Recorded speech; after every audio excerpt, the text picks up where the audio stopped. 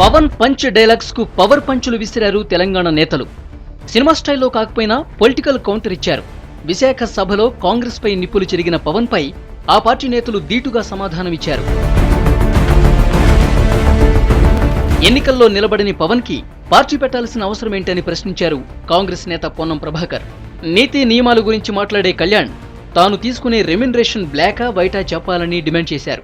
Agenda లేని రాజకీయ party ప్రధానమంత్రిగా మోడీని చూడాలంటా ఉన్నాడు. ఎజెండానే లేదు.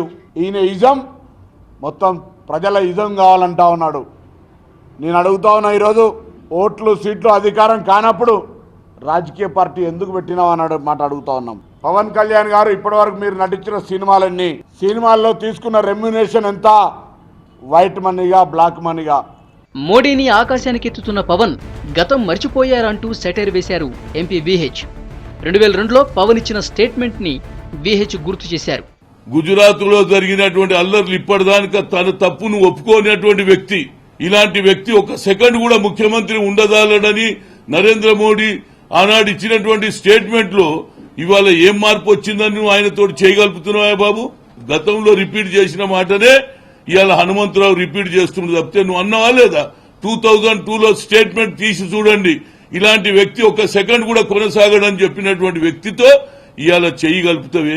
మాకు ఈ గుజరాత్ అటువంటి రాష్ట్రం మాకు అవసరం లేదురా బాబు.